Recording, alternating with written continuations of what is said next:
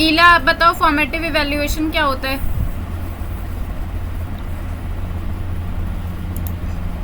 Formative assessment वो होता है जो हमारा हर मंथ इवैल्यूएशन लिया जाता है, जैसे यूनिट टेस्ट वगैरह। ओके, फॉर्मेटिव इवैल्यूएशन का एम क्या होता है? क्यों लिया जाता है फॉर्मेटिव असेसमेंट या फॉर्मेटिव इवैल्यूएशन क्यों होता है हमारे साथ? इम्प्रूव लर्निंग, और लर्निंग को इम्प्रूव करने के लिए। Good good good. Ma'am students अपनी वीकनेस आइडेंटिफाई कर सके और उसके अकॉर्डिंगली काम कर सके। गुड।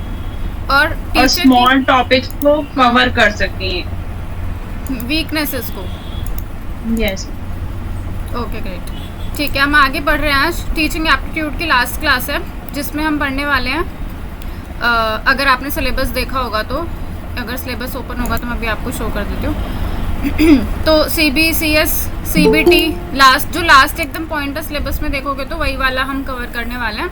और इनोवेशन इन एवेल्यूएशन, ये 3 हमको पढ़ने हैं आज, और कोशिश करेंगे आज ही तीनों ख़त्म ही हो जाएं ताकि नेक्स्ट क्लास में नेक्स्ट स्टार्ट कर सकें।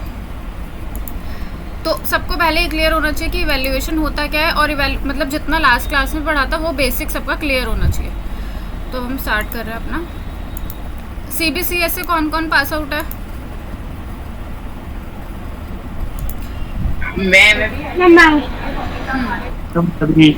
ओके, तुम सब ऑलमोस्ट सभी जहाँ तक है CBCS से पास आउट हो। आप में से कोई ऐसा है जिसको ये नहीं पता CBCS का मतलब क्या है, ये CBCS है ही क्या, बिल्कुल भी ना पता हो CBCS के बारे में? ओके, सबको पता होगा क्योंकि 2-4 साल, मतलब 2-4 साल तो नहीं, आई थिंक 5 इयर्स पहले या 4 इयर्स पहले बदला गया था ये, और CBCS को इंट्रोड्यूस किया गया था। तो CBCS की सबसे पहले तो फुल फॉर्म आपको लर्न करनी है। क्या फुल फॉर्म होती है CBCS की? Choice based credit system. Choice based credit system. तो देखो बाकी यूनिवर्सिटीज़ में तो ये पहले से ही था, बट DU में अभी रिसेंटली इंट्रोड्यूस किया गया है। इग्नू वगैरह में क्रेडिट सिस्टम ही चलता था पहले भी, ठीक है। और चॉइस बेस्ड से आपको उसके नाम से समझ आ रहा होगा, चॉइस बेस्ड यानी कि चॉइस करवाई जा रही है बच्चों से, कुछ चूज़ करना है हमको। और क्या चूज़ करेंगे बच्चे? चूज़ ही क्या कर सकते हैं, बस अपने सब्जेक्ट्स। तो हम यहाँ पे अपने सब्जेक्ट चूज़ कर रहे हैं। और क्रेडिट सिस्टम है जहाँ पे ग्रेड सिस्टम है, या फिर CGPA आप लोगों को मिलता है, तो जहाँ पे राउंड ऑफ में नंबर मिलते हैं, एग्जैक्ट नंबर नहीं मिलते हैं। और जो हमारा सिस्टम था इससे पहले हम पढ़ते थे, उसमें क्या रहता था, अंडर ग्रेजुएट प्रोग्राम जो हम पढ़ते थे, उसमें क्या रहता था कि एग्जैक्ट मार्क्स मिलते थे। अगर हमारे 35 आए हैं तो 35 ही, कोई ऊपर नीचे नहीं, एग्जैक्ट हमारे मार्क्स हमारे मार्कशीट पे लिखे होते थे। इसमें अप्रॉक्सीमेशन करके मार्क्स लिखे जाते हैं। अभी हम इसके एडवांटेजेस और डिसएडवांटेजेस पढ़ेंगे, आपको क्लियर हो जाएगा। तो बेसिकली एक प्रोग्राम है जो कॉलेज में लाया गया है ताकि बच्चे फ्रीली अपने सब्जेक्ट चूज़ कर सकें, उनको ज़्यादा फ्रीडम मिल सके अपने सब्जेक्ट चूज़ करने के लिए। इसके एडवांटेज और डिसएडवांटेज पढ़ लेते हैं क्या है, इसी में सब कवर हो जाएगा। तो पहला है shift in focus from teacher centric to student centric. इससे पहले जो हमारा सिस्टम था वो लेक्चर मेथड बेस्ड था, और लेक्चर मेथड कौन सा सेंट्रिक होता है? Teacher centric. Teacher centric. तो CBCS लाने का ये पर्पस था कि क्लास को स्टूडेंट सेंट्रिक बनाया जा सके, ठीक है। तो यहाँ पे टीचर सेंट्रिक से जो हमारी क्लासरूम थी वो स्टूडेंट सेंट्रिक हो गई। स्टूडेंट में undertake as many credits as they can cope with एक सेकेंड, यहाँ पे कुछ मिस हो गया है, ये वाला पॉइंट ये इसके साथ ही है। Without repeating all courses in a given semester if they fail in one semester 1 more courses. इसका मतलब है जो स्टूडेंट है, क्रेडिट्स का मतलब है कोर्स, सब्जेक्ट, मतलब हम कितने सब्जेक्ट चूज़ करेंगे, हम जितने कर सकते हैं, हम जितना पढ़ सकते हैं, हम उसके हिसाब से सब्जेक्ट चूज़ कर सकते हैं। हमें उनको रिपीट नहीं कर रहा है और उसमें फ़ेल नहीं होना है, ठीक है। ये नहीं कि हमने 10 सब्जेक्ट चूज़ कर लिया, हम उसमें फ़ेल हो रहे हैं। यहाँ पे थोड़ी सी फ्रीडम दी जाती है कि आप अपने हिसाब से सब्जेक्ट चूज़ कर सकते हो। जैसे कि इग्नू में, इग्नू का अगर आपने कभी देखा होगा, बहुत ही क्योंकि हम लोग CBCS से नहीं पढ़ी थी मैं, जब मैंने उसका सिलेबस देखा था एक बार, सिर्फ सिलेबस ही देखा था, लेकिन उसमें क्रेडिट्स में डिवाइडेड था, ये क्रेडिट, ये क्रेडिट, ये क्रेडिट, ये क्रेडिट। उसके बाद फिर मैंने आप लोगों का सिलेबस देखा जो मेरे जूनियर्स थे, तो उनका भी क्रेडिट बेस, तो समझ नहीं आ रहा था। खैर अब समझ आने लगा, उस टाइम पे समझ नहीं आया था। तो क्रेडिट्स में क्या रहता है, मार्क्स में और डिवीजन कर देते हैं सब चीज़ों का कि भाई इस सब्जेक्ट के इतने क्रेडिट्स है, इस सब्जेक्ट के इतने क्रेडिट्स है, मार्क्स डिवीजन कर देते हैं। CBCS allow student to choose interdisciplinary skill oriented papers even from other discipline according to their learning needs, interest and attitudes and more flexible for student। CBCS आपको interdisciplinary course है। interdisciplinary का क्या मतलब होता है, एक क्लास में हमने डिस्कस किया था कि interdisciplinary क्या होता है।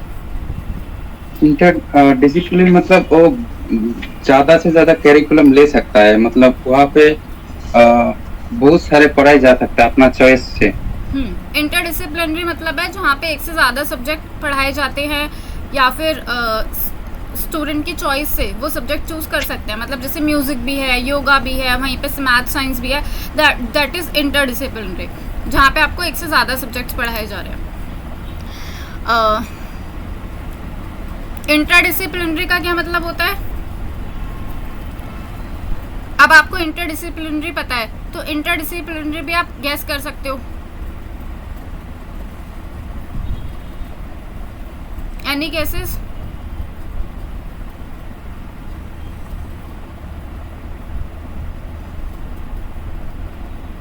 दोबारा से रिपीट करो, इंटरडिसिप्लिनरी की डेफिनेशन क्या होती है?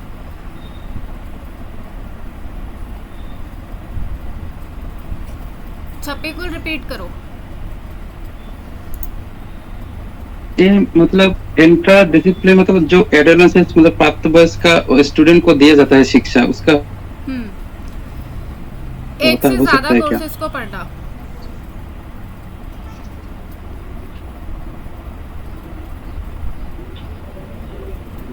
हेलो, और इसमें क्या है, मल्टी डिसिप्लिनरी। इंटरडिसिप्लिनरी तो हो गया कि चलो आपको एक से ज्यादा सब्जेक्ट पढ़ा दिया गया, इसमें है मल्टी कि आपकी मल्टी डिसिप्लिनरी मतलब इंटरडिसिप्लिनरी का मतलब आपकी स्किल्स जो है मल्टीपल लेवल पे डेवलप हो रही है। जैसे कि आप रीडिंग सीख रहे हो, राइटिंग सीख रहे हो, ओरल कम्युनिकेशन सीख रहे हो, लैंग्वेजेस सीख रहे हो, मतलब यहाँ पे स्किल्स को इंट्रा में स्किल्स, इंटर मतलब हमारी जो पर्सनल लेवल पे है, इंट्रा होता है कि आत्मिक एक तरह से हम क्या सीख रहे हैं पर्सनल लेवल पे। इंटर तो हो गया कि भाई वो हमें क्या सिखा रहे हैं, उन्होंने हमें 10 ऑप्शन दे दिए। इंट्रा हमारी रीडिंग सीख ली, राइटिंग सीख ली, ओरल कम्युनिकेशन सीख लिया, और भी जो हमें ऑप्शन मिले हमने सीख लिया। स्किल ओरिएंटेड मतलब स्किल्स जो हमारी डेवलप हुई। मोर फ्लेक्सिबल मतलब वही फ्लेक्सिबिलिटी सब्जेक्ट चूज करने की और इंटरेस्ट की, नीड्स की, जैसा हमको कंफर्टेबल लगे वैसे। CBCS make education broad based and at par with global standards. CBCS जो है और ब्रॉडनेस है इसके अंदर। जैसे इससे पहले जो करिकुलम था उसमें क्या थी, रिस्ट्रिक्शंस थी कि आप ये नहीं कर सकते, आप ये नहीं कर सकते, आपको यही पढ़ना पड़ेगा और इतने मार्क्स लाने पड़ेंगे। इसमें ब्रॉडनेस है। इसमें अगर देखा जाए तो पास होना भी ईजी होता है। वो लोग स्ट्रेस कम करते हैं स्टूडेंट का। CBCS का जो एम था कि स्टूडेंट का जो स्ट्रेस है वो कम हो सके, तो उन्होंने क्या किया, CGPA सिस्टम लिखा। ग्रेड सिस्टम जो होता है ना वो स्ट्रेस कम करता है, क्योंकि ग्रेड में क्या रहता है, इतना आपके ऊपर प्रेशर नहीं होता। अगर मान लो आपके 31 भी आए हैं मार्क्स, ग्रेड सिस्टम में आपको पता होता है क्या होता है, 31 to 40 एक ही ग्रेड रहती है, ठीक है। तो कंपैरिजन उतना ज़्यादा, ये नहीं कि पॉइंट का कंपैरिजन हो रहा है या पॉइंट से कोई फेल हो रहा है, तो इसमें हमारे पास ज़्यादा ब्रॉडनेस होती है। उसके बाद एक और पॉइंट यहाँ पे लिखा हो, one can take credits by combining unique combination. जैसे अभी तक हमारा क्या था, अगर हम साइंस के स्टूडेंट हैं तो हम साइंस से रिलेटेड सब्जेक्ट ही चूज़ करेंगे, फिजिक्स, केमिस्ट्री, बायो, PCMB, ठीक है, जो भी होता है हम यही चूज़ करेंगे। लेकिन यहाँ पे क्या है, आप यूनिक कॉम्बिनेशंस भी बना सकते हो। आप संस्कृत के साथ भी फिजिक्स पढ़ सकते हो, संस्कृत के साथ आप बायोलॉजी पढ़ सकते हो, संस्कृत के साथ इंग्लिश पढ़ सकते हो, तो आप यूनिक कॉम्बिनेशन बना सकते हो। जैसे कि physics with economics, microbiology with chemistry और एनवायरमेंटल साइंसेस। तो अभी क्या है, आपने देखा होगा जाकिर हुसैन और कुछ कॉलेजेस में नए कोर्सेज इंट्रोड्यूस करा दिए गए हैं। जैसे कि वहाँ पे होता है Sanskrit with maths, Sanskrit with AVS, इस तरीके के वहाँ पे कोर्सेज इंट्रोड्यूस करा दिए गए हैं। और जब कट ऑफ निकलती है तो वहाँ पे लिखा रहता है Sanskrit with maths, Sanskrit with biology, इस तरीके से। CBCS offers flexibility for student to study at different times at different institution to complete one course. Credit earned at one institution can complete one course. Credit earned at इसका मतलब है कि हम एक से ज़्यादा इंस्टीट्यूशन में जाकर भी, मतलब पहले तो ये होता था कि आप एक इंस्टीट्यूशन में तो आप उसी में रहो, उसी में अपना कोर्स कंप्लीट करो। अगर मान लो हमने एक सब्जेक्ट उस कॉलेज में पढ़ा और एक सब्जेक्ट उस कॉलेज में पढ़ा है, मान लो एक सेमेस्टर उस कॉलेज में पढ़ा और एक सेमेस्टर उस कॉलेज में पढ़ा, तब भी हमारा काउंट किया जाएगा। अभी वैसे भी नई एजुकेशन पॉलिसी में ये कर दिया गया है, अगर आप एक साल में भी कॉलेज छोड़ देते हो तो इसका मतलब ये नहीं है कि आपकी ग्रेजुएशन वेस्ट हो गई या आपका एक साल वेस्ट हो गया। अब आप उस एक साल का सर्टिफिकेट ले लो, तो आप नेक्स्ट ईयर जब भी आओगे, कितने भी साल के बाद आओगे, तो आपको सेकेंड ईयर में एडमिशन मिलेगा। या आप किसी भी दुनिया के नहीं, इंडिया के किसी भी कॉलेज में जाओगे तो आपको सेकेंड ईयर में ही एडमिशन मिलेगा। आपके पास फर्स्ट ईयर कंप्लीट करने का सर्टिफिकेट है। आपने 2 साल कंप्लीट किए तो आपको डिप्लोमा मिलेगा, आपने 3 साल कंप्लीट किए तो आपको डिग्री मिलेगी। तो वो नई एजुकेशन पॉलिसी में हमारा ऐड कर दिया गया है। और यहाँ पर भी यही है कि हम चाहें तो अपनी फ्लेक्सिबिलिटी के अनुसार, अपनी चॉइस के अनुसार इंस्टीट्यूशन भी चेंज कर सकते हैं। हम एक टाइम पे, मतलब डिफरेंट टाइम्स की, अभी पहले हमने JNU से पढ़ा, अब हम DU से पढ़ रहे हैं, अब हम LBS से पढ़ रहे हैं, वो टोटली हमारी चॉइस है। अब इसके डिसएडवांटेज क्या है? इसके डिसएडवांटेज बहुत ही कम है, क्योंकि जब सब कुछ ही स्टूडेंट के हित में कर दिया तो डिसएडवांटेज किसके लिए होगा? टीचर के लिए हो सकता है, और तो किसी के लिए, स्टूडेंट के लिए तो कोई डिसएडवांटेज होगा नहीं। तो इसमें टीचर के लिए पहला जो डिसएडवांटेज है वो है वर्कलोड ऑफ टीचर्स में फ्लक्चुएट। इसमें टीचर का वर्कलोड ज़्यादा रहता है। अब पहले टीचर का क्या था, आया पढ़ाया और चला गया, कोई वर्कलोड ही नहीं था। तो यहाँ पे टीचर का वर्कलोड ज़्यादा रहता है। और दूसरा, यहाँ पे इंफ्रास्ट्रक्चर की बहुत ज़रूरत होती है। आप लो इंफ्रास्ट्रक्चर के साथ ये नहीं कर सकते, इस कोर्स को आप कंप्लीट नहीं कर सकते हो। तो हमें चाहिए अच्छा इंफ्रास्ट्रक्चर, क्योंकि जब बच्चों को फ्लैक्सिबिलिटी दी है कि आप एक क्लासरूम से दूसरे क्लासरूम जा सकते हो, लाइब्रेरी जा सकते हो, लैबोरेटरी जा सकते हो, तो आपको वो सब अरेंज भी कराना पड़ेगा। और फर्स्ट पॉइंट यहाँ पर है difficult to estimate the exact marks, जो कि मुझे लगता नहीं स्टूडेंट्स के लिए कोई मतलब स्टूडेंट के लिए कोई डिसएडवांटेज होगा। इसमें क्या है, एस्टिमेट मार्क्स आपको नहीं मिलते हैं, सॉरी एग्जैक्ट मार्क्स आपको नहीं मिलते हैं, आपको एस्टिमेट मार्क्स मिलते हैं। मतलब मैंने बोला अप्रॉक्सीमेटली मार्क्स मिलते हैं आपको। आपके 31 हो या 39 हो, आपको वही ग्रेड मिलेगी। आपके 91 हो या 100 हो, आपको A+ ही मिलेगी। हाँ, जो बहुत ज़्यादा इंटेलिजेंट स्टूडेंट हैं, जो 100% लाने वाले हैं, उनको लिए थोड़ा सा बुरा लगता है कि भाई जो बच्चा 91 लाया उसको भी A+ और जो 100 लाया उसको भी A+। तो वैसे इनका मेन मोटिव यही था कि स्ट्रेस कम किया जा सके और थोड़ा सा ब्रॉडनेस हो, थोड़ी सी फ्लैक्सिबिलिटी हो। तो बस इसका यही डिसएडवांटेज है कि आपको एग्जैक्ट मार्क्स पता नहीं चलते, आपको मार्क्स जो है एस्टिमेट में ही पता चलते हैं। आप बस एक तुक्का ही लगा सकते हो कि हाँ मेरे 90 से 100 के बीच में आए होंगे। CBCS क्या होता है, इतना क्लियर हुआ सबको? और बहुत मुश्किल क्वेश्चन आते नहीं है, 1-2 बार तो देखो CBCS की फुल फॉर्म पूछी गई है एग्जाम में, और ज़्यादा अभी तक कोई क्वेश्चन पूछे नहीं गए हैं, क्योंकि बहुत टाइम नहीं हुआ इसको सिलेबस में ऐड होके, 5 से साल मान लो हुए होंगे ऐड होके। तो CBCS की फुल फॉर्म पूछी गई है, 1-2 क्वेश्चन ऐसे ही बहुत ही आसान से पूछे गए हैं, जो आप इसको ना भी पढ़ो तब भी आपको आंसर आ जाए उसका। अब नेक्स्ट जो हमको पढ़ना है वो है CBT। CBT शायद नहीं आपको पता होगा, किसी को पता है CBT क्या होता है? Anyone? Computer based test. Computer based test क्या होता है वो? जैसे अभी हम लोग दे रहे हैं ना मैडम, वो नेट एग्जाम, वही वाला CBT। गुड जी, नेट में जो हम देते हैं सेंटर पे जाके। बिल्कुल। तो जो हम अभी एग्ज़ाम दे रहे हैं ऑनलाइन एग्ज़ाम को ही CBT कहते हैं, ठीक है? अभी हमारे सारे एग्ज़ाम ऑनलाइन हो चुके हैं। पिछले 4 साल में इतना ज़्यादा इम्प्रूवमेंट हुआ है, इतना ज़्यादा डेवलपमेंट हुआ है, सब कुछ इतना टेक्निकल हो चुका है। मतलब ऐसा हुआ कि 1 साल मैंने जो फर्स्ट ईयर हम अटेम्प्ट करने गए, हमने ऑफलाइन दिया सारे पेपर, और नेक्स्ट ईयर सारे पेपर ऑनलाइन हो चुके हैं। 1 साल के अंदर मतलब एकदम से फ्लक्चुएशन हो गया कि सीधा ऑफलाइन से ऑनलाइन पे सब कुछ शिफ्ट हो गया। तो CBT है हमारा computer based test, full form बिल्कुल अच्छे से याद कर लेना। और इसका मतलब है जो हम ऑनलाइन पेपर देते हैं वो। और इसमें क्या है, बहुत सारी चीज़ें सेव भी हो रही हैं, तो बहुत सारी चीज़ें यूज़ भी हो रही हैं। जैसे कि इलेक्ट्रिसिटी यूज़ हो रही है, इलेक्ट्रिसिटी की वजह से भी पोल्यूशन है, बट उतना नहीं है जितना पेन पेपर की वजह से है। पेपर से कैसे पोल्यूशन होता है? मैम पेपर से पोल्यूशन होता है क्योंकि पेपर बनाने के लिए ट्रीज को काटना पड़ता है। ट्रीज को ट्रीज नहीं, बिल्कुल ट्रीज नहीं होंगे तो वो पोल्यूशन को जो है खत्म नहीं कर पाएंगे, क्योंकि एयर को जो शुद्ध करने का, पॉल्यूट फ्री करने का काम करते हैं वो पेड़ ही करते हैं, वो मतलब ट्रीज ही करते हैं। बिल्कुल। और दूसरा ये भी है कि जब एग्ज़ाम होते हैं तो इतने ज़्यादा पेपर का यूज़ होता है, और ये वाले एग्ज़ाम्स में तो बहुत ज़्यादा, क्योंकि हमारी पूरी बुकलेट की तरह क्वेश्चन पेपर आता है, ठीक है। आंसर शीट तो हमारी एक OMR शीट ही होती है। तो पेपर को सेव करने के लिए भी, पेन पेपर फ्री करने के लिए भी बस ये इलेक्ट्रिसिटी ज़्यादा यूज़ हो रही है। ये ज़्यादा क्या है, ज़्यादा महंगा प्रोसेस है। CBT जो है बहुत महंगा प्रोसेस है। आपको इतने सारे कंप्यूटर्स चाहिए, आपको हर बच्चे के लिए कंप्यूटर चाहिए, और करोड़ों बच्चे फॉर्म भरते हैं, तो ये थोड़ा महंगा है। लेकिन अब ये हर चीज़ टेक्निकल तो करनी है, ज़्यादा सेफेस्ट है, कोई चोरी नहीं हो सकती, कोई चीटिंग नहीं हो सकती। तो एज अ सिक्योरिटी मैटर्स को देखते हुए कि कोई चीटिंग ना हो, उसको देखते हुए सब कुछ ऑनलाइन भी किया गया। और फिर टेक्निकल तो बनना ही है हमने किसी न किसी दिन। इसके बेनिफिट्स और जो मेरिट्स और डीमेरिट्स हैं वो आप खुद से ही मतलब खुद से ही आप जानते होंगे कि कंप्यूटर के बचपन से पढ़ते आ रहे हैं, कंप्यूटर के फ़ायदे और नुकसान। तो उतना डिटेल नहीं किया, बस CBT होता क्या इतना समझो। तो इसकी हिंदी भी लिखी है ना, हाँ, तो आप खुद से ही पढ़ लेना। कुछ भी इतना मतलब देखो, कुछ भी इतना इसमें वो नहीं लिखा हुआ। CBT के ऑनलाइन एग्ज़ाम है जो पेन पेपर से फ्री है, जिसको इंटरनेट पे कंडक्ट कराया जाता है, जिसके लिए कंप्यूटर की ज़रूरत होती है, कंप्यूटर से रिलेटेड चीज़ों की ज़रूरत होती है, ठीक है। यही सब इसमें लिखा हुआ है। इससे क्या है, स्टूडेंट की जो कैंडिडेट है जो भी एग्ज़ाम देगा उसको हम इजीली इवैल्यूएट भी कर सकते हैं। पेपर वाले उसको इवैल्यूएट करने के लिए बहुत मेहनत लगती थी, टीचर्स को बिठाओ, टीचर्स चेक करेंगे, फिर गलती भी हो सकती है उसमें, कोई पार्शियलिटी भी हो सकती है, कोई चीटिंग भी हो सकती है चेक करते वक्त, है ना।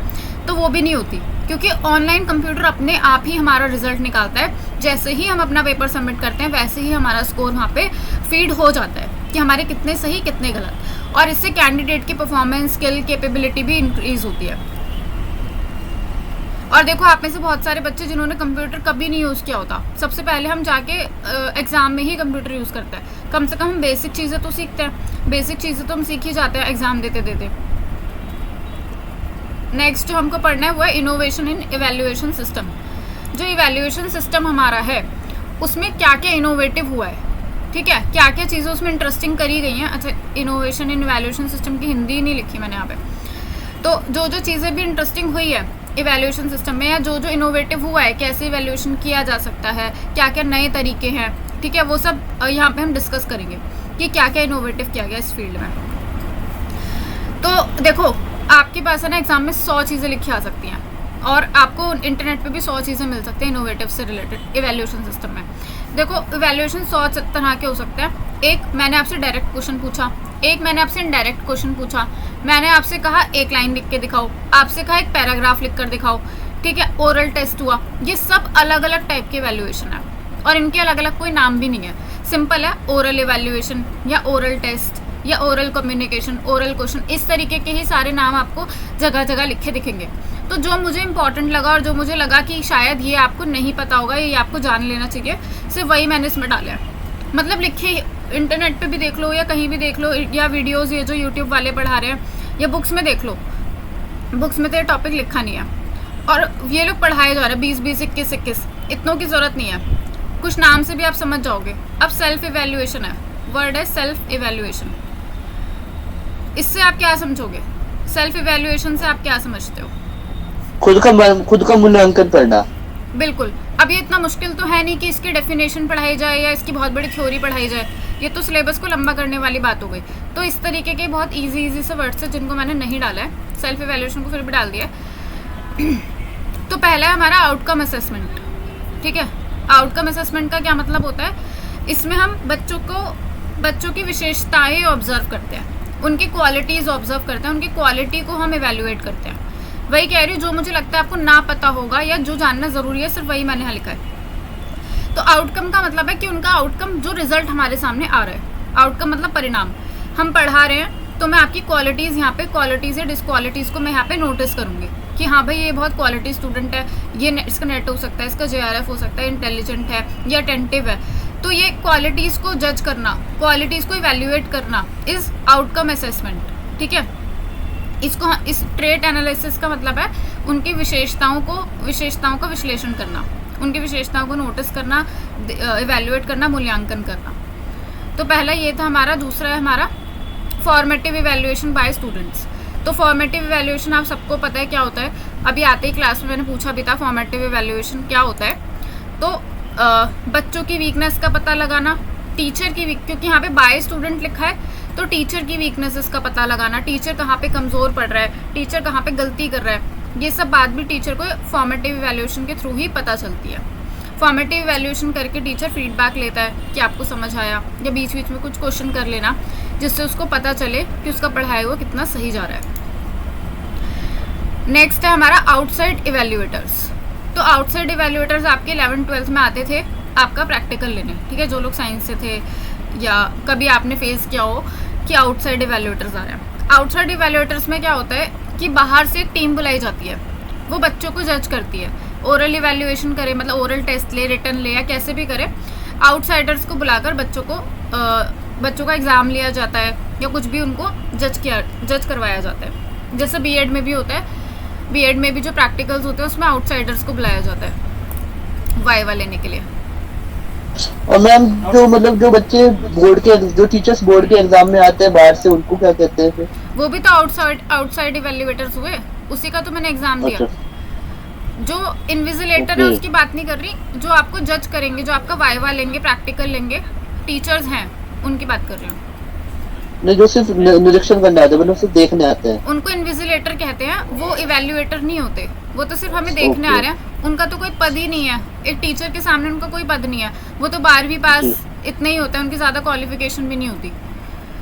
11th-12th में टीचर्स को रख देते हैं क्योंकि गवर्नमेंट सोचती है इनको तो हम सैलरी दे रहे हैं, नहीं रखो, बट कॉलेज में देखा है आपने किसी को भी भेज देते हैं, या फिर हमारे नेट के जो एग्ज़ाम होते हैं, कोई भी इन्विजिलेटर आ रहा है वहाँ पे, जिसको बिल्कुल भी मतलब अगर हम उसका एजुकेशन देखें तो लेवल बहुत लो रहता है, वो हमें इवैल्यूएट करने नहीं आते, वो बस हमें देखने आते हैं कि हम चीटिंग ना करें, या हमें किसी चीज़ की ज़रूरत है तो वो देख लेते हैं बस। इंडेक्स कार्ड थोड़ा सा कॉम्प्लिकेटेड है। इसमें क्या होता है, जो टीचर है वो दो क्वेश्चन पूछता है बच्चों को, ठीक है, जैसे ऑप्शन दे देना कि भाई, जैसे मैं आपको एक बार ही पढ़ के सुना देती हूँ। During the term N instructor can pass out index card, ये हिंदी में पढ़ देती हूँ, ज़्यादा समझ आएगा। अवधि के दौरान एक प्रशिक्षक छात्रों को इंडेक्स कार्ड दे सकता है और उनसे 2 प्रश्नों का उत्तर देने के लिए कह सकता है, एक कार्ड के सामने और एक कार्ड के पीछे। सामान्य प्रश्न पूछे जा सकते हैं जैसे पाठ्यक्रम के आपकी समग्र प्रभाव क्या है, मतलब पाठ्यक्रम से आपने क्या सीखा, या जो मैंने भी आपको पढ़ाया उससे आपने क्या सीखा, इस तरीके के क्वेश्चन। तो इंडेक्स कार्ड का मतलब है कि एक साथ 2 क्वेश्चन पूछे जाते हैं, एक कार्ड के आगे लिखा होता है, कार्ड के पीछे। ये सिर्फ हमें एग्जाम्पल दे रहे हैं। तो कार्ड के आगे ये क्वेश्चन लिखा है कि आपने क्या सीखा जो मैंने अभी आपको पढ़ाया है, कार्ड के पीछे प्रोबेबली क्वेश्चन लिखा होगा जो पढ़ाया है उसमें से, ठीक है। तो ये इंडेक्स कार्ड की डेफिनेशन आपको सब जगह यही मिलेगी कि कार्ड पे 2 क्वेश्चन लिखे रहते हैं, एक आगे और एक पीछे। तो ये मैं आपको समझा रही हूँ कि अगर आगे ये क्वेश्चन लिखा है कि जो अभी पढ़ाया उसमें से आपको क्या समझ आया, तो कार्ड के पीछे क्वेश्चन क्या लिखा होगा, सिलेबस में से, कुछ भी सिलेबस में से। जैसे भी मैं आपको पूछ दूँ कि आउटसाइडर इवैल्यूएटर्स क्या होते हैं, पहले मैं चलो आपसे पूछ दिया कि आपको समझ आया, आउटसाइडर इवैल्यूएटर किसको समझ नहीं आया? निकिता, आउटसाइडर इवैल्यूएटर समझ आया? Yes ma'am. ठीक है, अब मैंने पूछा, ये मेरा फर्स्ट क्वेश्चन, कार्ड के इधर वाला, कार्ड के पीछे एक और क्वेश्चन लिखा हुआ है, जैसे टीचर पूछते हैं ना, समझ आया, चलो बताओ क्या होता है, उसकी बात कर रहे हैं। चलो बताओ आउटसाइडर इवैल्यूएटर क्या होता है?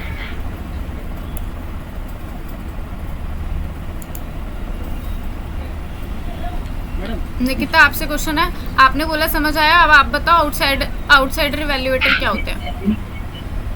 मेरी वही मैम जो बाहर से मतलब चेकिंग के लिए, हाँ बोलो विशाल। एग्जाम टाइम में। गुड, कुछ बोल रहे हो विशाल? मैं नहीं हूँ बाबू, क्या? ओके, फिर नेक्स्ट है मिनट पेपर।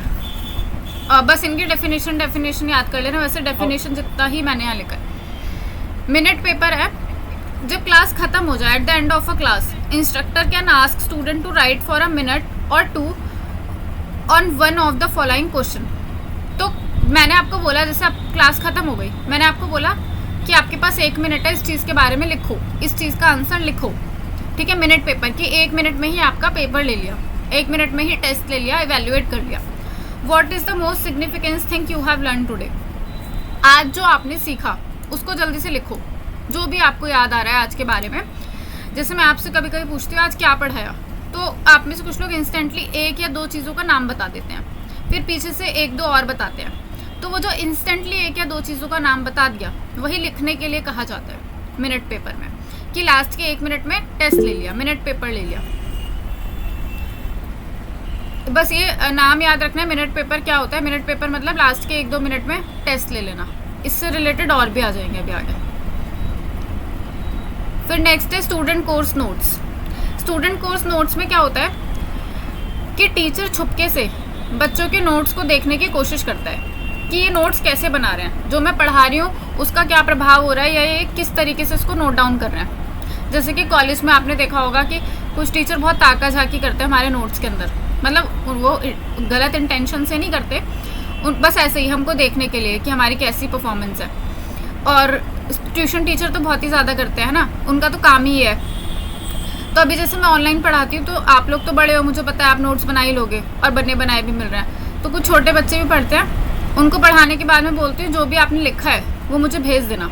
उनको पहले मैं उनसे नहीं कहती कि मैं आपसे मांगने वाली हूँ, फिर एंड में बोलती हूँ क्योंकि अब तो वो लिख चुके, मुझे ये देखना है कि वो किस तरीके से लिख रहे हैं, सही लिख रहे हैं, गलत लिख रहे हैं। और इसमें एक और चीज़ होती है, बच्चे की चॉइस है कि वो अपने पर्सनल नोट्स इंस्ट्रक्टर को दिखाना चाहता है या नहीं दिखाना चाहता। स्टूडेंट किसी बहाने से देख सकता है, उस टीचर किसी बहाने से देख सकता है, या फिर वो स्टूडेंट से परमिशन भी ले सकता है कि can I see your notes. ठीक है, अगर उसको प्रॉब्लम ना हो तो वो अपने नोट्स शेयर करे, वरना ना करे। तो स्टूडेंट कोर्स नोट्स में वो उसके नोट्स देखता है और वो देखता है कि वो सही लिख रहा है या गलत लिख रहा है। Concept maps. कॉन्सेप्ट मैप्स में होता है, जैसे आपको मैंने बहुत सारे टाइप्स पढ़ाए, ठीक है, इवैल्यूएशन के टाइप्स पढ़ाए। कितने टाइप्स होते हैं इवैल्यूएशन के?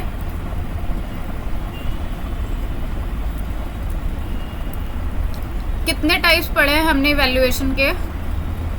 मैम 3। तो अब मैंने बोला इसका कॉन्सेप्ट मैप बनाओ, तो आप क्या बनाओगे? दिस। पहला टाइप कौन सा है? समेटिव असेसमेंट या फिर डायग्नोस्टिक, क्योंकि डायग्नोस्टिक पहला होता है तो हम उसको सबसे पहले लिखेंगे, ठीक है। उसके बाद फॉर्मेटिव होते हैं और उसके बाद समेटिव होते हैं। तो ये आप बनाओगे। इस चार्ट को हम कहेंगे कॉन्सेप्ट मैप, कि मैंने कुछ पढ़ाया और फिर मैंने आपको बोला इसका कॉन्सेप्ट मैप बनाओ, तो आप उसका चार्ट बनाकर दिखाओगे, या जो भी आपने पढ़ा उसका शॉर्ट में, जैसे आप लोग शॉर्ट नोट्स भी बनाते होंगे, ठीक है, छोटा छोटा लिख लिया और आपको समझ आ रहा है क्लियर। वो प्रोवाइड्स अ विजुअल रिप्रेजेंटेशन, ठीक है, रिप्रेजेंट कर रहे हो आप, और रिप्रेजेंट आप कुछ करोगे तो आप चार्ट के फॉर्म में ही करना प्रेफर करोगे। Of connections between concept that student have learn, जो भी कॉन्सेप्ट आपने पढ़ा है आप उसका एक विजुअल प्रेजेंटेशन बनाओ। विजुअल प्रेजेंटेशन में आते हैं चार्ट्स, मैप्स और आपके स्टैट्स, ये सब कुछ आता है जो हम आंखों से देख के समझ सकें। ई पोर्टफोलियो, किसी को पता है ई पोर्टफोलियो क्या होता है? ऑनलाइन का आजकल ज़माना है, बहुत हम ई चीज़ें सीख रहे हैं। ई से मतलब होता है इलेक्ट्रॉनिक। तो ई पोर्टफोलियो, मैम ई पोर्ट का मतलब वो तो नहीं है जहाँ पे हम ऑनलाइन जो है पेपर सबमिट वगैरह करते हैं? नहीं, पेपर सबमिट तो नहीं करते हैं। ई पोर्टफोलियो से मतलब है हमारे ऑनलाइन लेक्चर्स जो हम ऑनलाइन सीखते हैं, ऑनलाइन लर्निंग जो हम करते हैं उसको हम ई पोर्टफोलियो कहते हैं।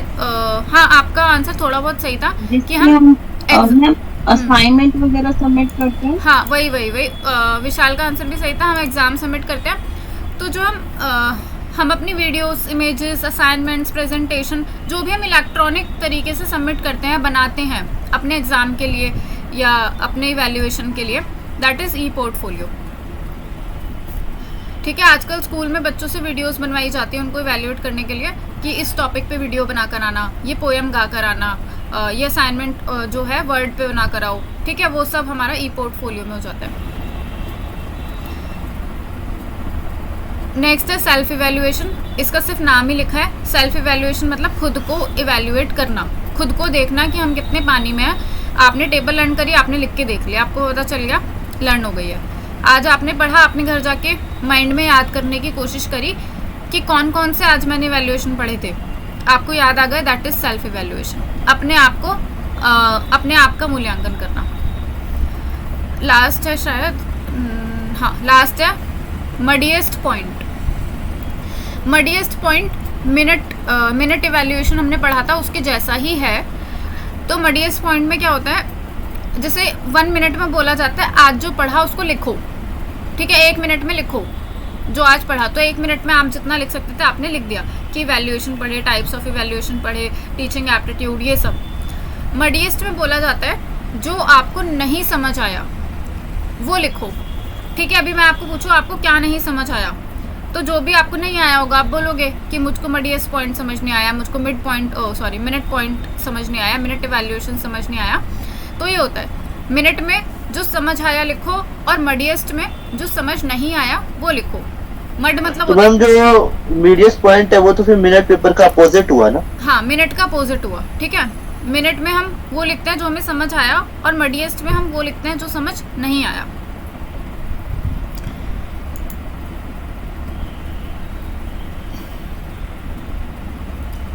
बहुत जल्दी खत्म हो गया, मैंने तो सोचा था बहुत लंबा चलेगा। चलो कोई नहीं।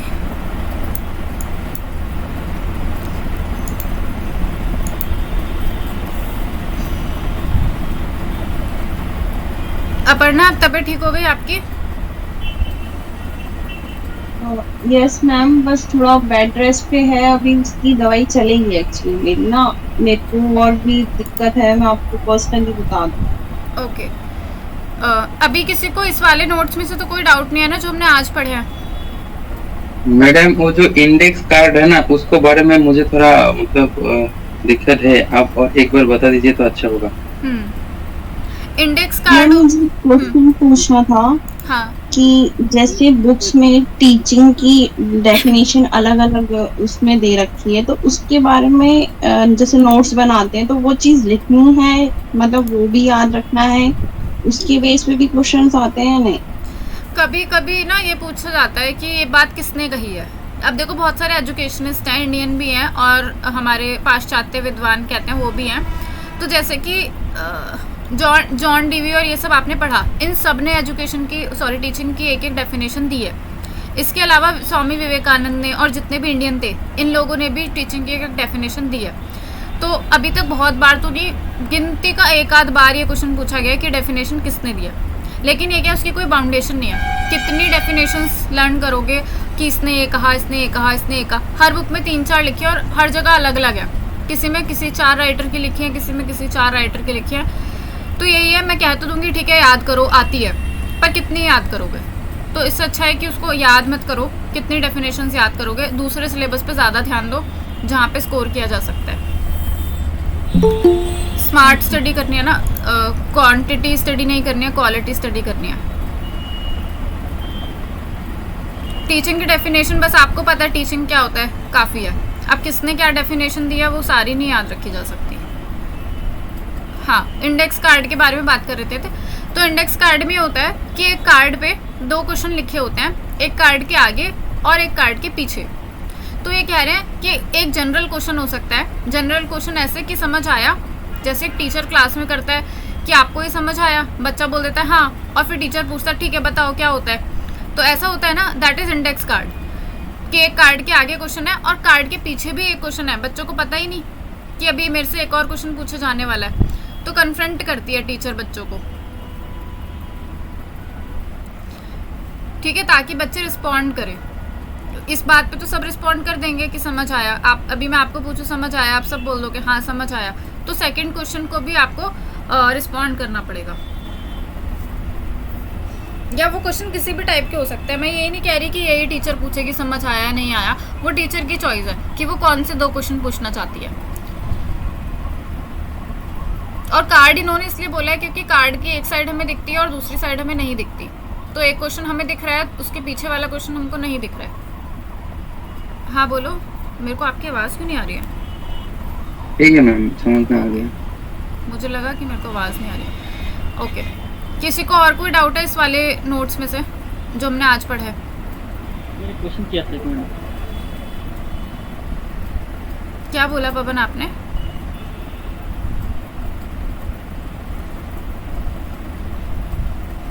कुछ बोल रहे हो पवन? हाँ मैडम, मैंने कुछ क्वेश्चन किया था। हाँ बोलो, सुनाई नहीं दिया। आपको बोला था, आपने सुनाई नहीं दिया, मैंने मैसेज भी किया था मैडम। वो इंटरव्यू होता है ना जो मैडम, हाँ वो भी क्या आउटसाइडर इवैल्यूएटर में पड़ता है क्या? हाँ, आउटसाइडर इवैल्यूएटर में हो सकता है। अगर आउटसाइडर है तो अगर कोई भी आउटसाइडर हमसे वैल्यूएट करेगा तो वो आउटसाइडर वैल्यूएटर ही कहलाएगा। अच्छा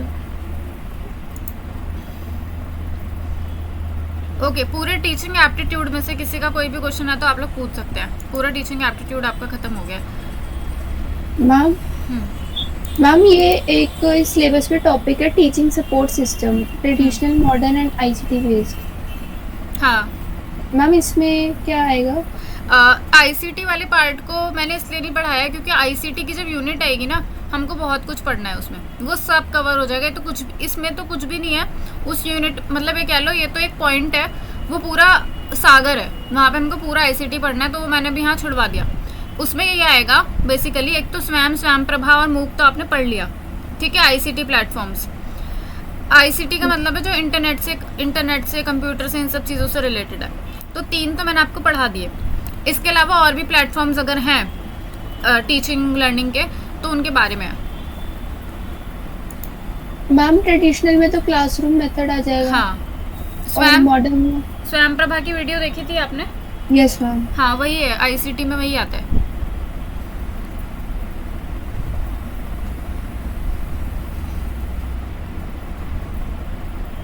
यहाँ पे ये 3 ही बेसिकली कवर कराए जाते हैं, और भी हैं तो वो आईसीटी में कवर हो जाएंगे। और किसी को टीचिंग एप्टीट्यूड से कोई क्वेश्चन? टेस्ट संडे को होगा, टाइम डिसाइड कर लेते हैं।